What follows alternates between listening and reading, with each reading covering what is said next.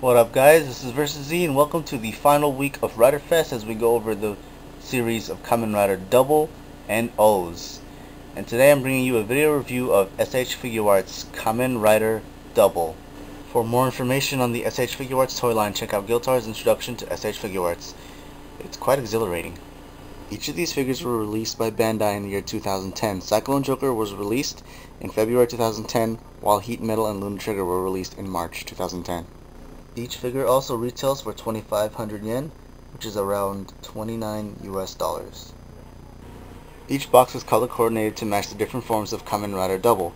Black and green for Cyclone Joker, silver and red for Heat Metal, blue and yellow for Lunar Trigger. Aside from the colors, the packaging is pretty much the same as any other S.H.Figuarts release, except it says Kamen Rider, not Masked Rider.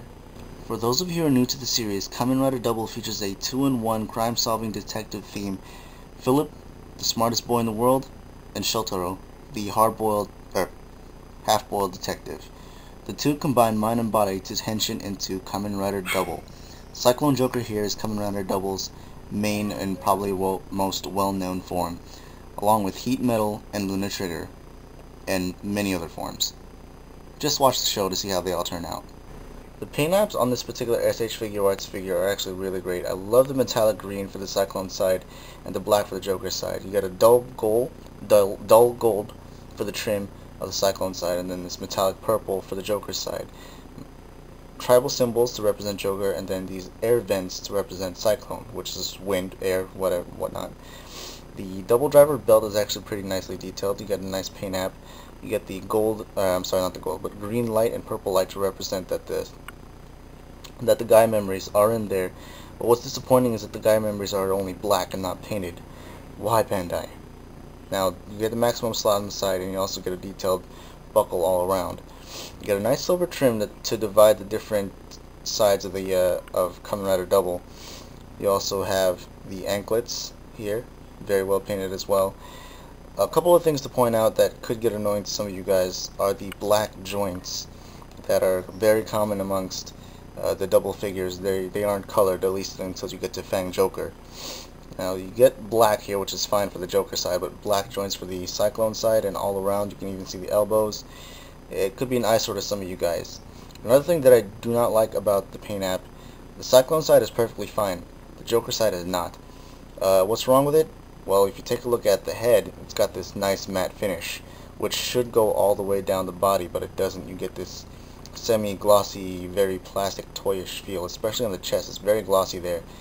I don't really dig that. I would prefer that it would be a matte finish black, because that is very accurate to the show, and so far S.H.Figuarts has done a good job of doing that, but here, it just kind of a miss there, and that's a little disappointing. What is nice though is the compound eyes and the effect there. It looks very nice with the light shown on it. And then of course the V-fin. Very, very sensitive. Be careful with that. No paint app faulties with Heat Metal. You get this nice glossy red, well, metallic on the head, but for the rest of the body it's just glossy. Once again, you get metallic on the chest and metallic on the shoulder pads, but everywhere else it's just this plasticky red. You also have metallic on the feet. Of course they need to be since they're die cast. Now the rest of the metal side, which is entirely silver, can't really complain about that. It's a very nice silver, even in the hands, very nice. Once again with the compound eyes. Everywhere else is pretty fine. Once again you get red light and I guess silver light, but still no painted Gaia memories, which is another fail. I do have a weird knocked knee on this one. I'm not sure if it's just the angle, but it does appear to be like a knocked knee, but I'm going to have to look into that. Once again with the black joints, such an eyesore. And there's a hole in the back there so you can peg in the metal shaft in its stored mode. Lunar Trigger has a nice paint app. I like the gold and I like the yellow, though it's a little bit more pale yellow than it was in the show. I can recall that the show, the yellow was way yellow, very yellow. But unfortunately it isn't as yellow and as accurate as it is on this figure. It's a little more pale. I do like the circuitry detail here and there. Once again, the compound eyes, that's never a fail. If you notice, there is a slight smudge on the V fin here, or should I say the double fin, the W fin here. It's because when I said earlier, be careful, it is sensitive.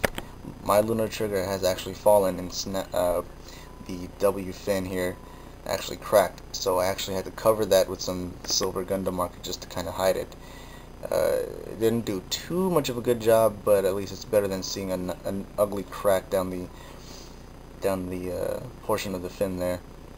The rest of the paint app is good. Once again, blue, yellow, unpainted guy memory, black joints. Very common. These are very common problem amongst these double figures, so you're just gonna have to get used to it if you really want these figures. For accessories, Cyclone Joker mainly comes with hands. You have the sort of relaxed, not really relaxed, you have a Count Up Your Crimes hands, you have the Henshin hands, and you have fists. You also have relaxed hands. So that's basically about 4 pairs for each side, or each color. You also have a scarf, which is for when it's just down, and then the one you saw earlier on Cyclone Joker was the floating in the air scarf. Heat metal comes with closed fists, holding things hands, and relaxed or splayed out hands, both for heat side and metal side. You also have the metal shaft in the storage mode, and there is a peg on there to keep on the back of heat metal, and as you saw earlier, the metal shaft in its, I guess, attack mode. Luna Trigger comes in the same style hands as Heat Metal, with closed fists, holding things, and splayed out hands, both for Luna and Trigger side. You also have the Trigger Magnum in its normal mode, which Luna Trigger was holding earlier, and you have this very detailed Trigger Magnum in its maximum drive mode. Articulation are as follows, and I'm going to be using Cyclone Joker for the articulation demonstration, and not to mention it's probably the most, or probably the least distracting. Now you do get your standard S.H.Figuarts articulation with this figure. You get the double jointed neck joint, where you have one attached into the body and one attached into the head, so you get a full range of movement, forwards, backwards, and rotating.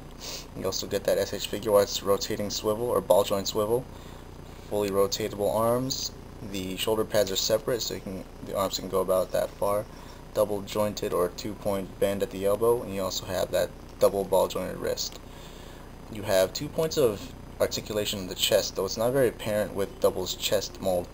You can get it to rotate slightly left and right, but on the bottom you can get some bend backwards and forwards, and rotate here a little bit, just a little bit. The driver is removable for some reason. The legs can kick about that far back, that far forward. 2-pointed bend at the knee for a nice knee bend. And then you also have a thigh swivel. You also get the multiple jointed die cast ankles for the feet. So it's all good. Yeah, awkward looking. Now instead of showing off some poses for a posability demo, I'm just going to discuss the nearly limitless posability that you have when you get these figures from Double. Now, because of the nature of Double, we have a 2-in-1 mind and body theme going on. We have Philip's mind and Shotaro's body, and maybe in some case it's the other way around. You can pretty much mess around with the idea of what would happen if 2 minds would clash, or rather 2 minds would join in one body. What kind of poses would I be able to get? Now because because Philip is the one who plans things out, kind of formulates plans, you can get your Double figure to look like he's thinking about something, or he's about to formulate something, or really look like, or really make your figure look like he's very smart, or he's about to pose in a very, I guess, high-class way.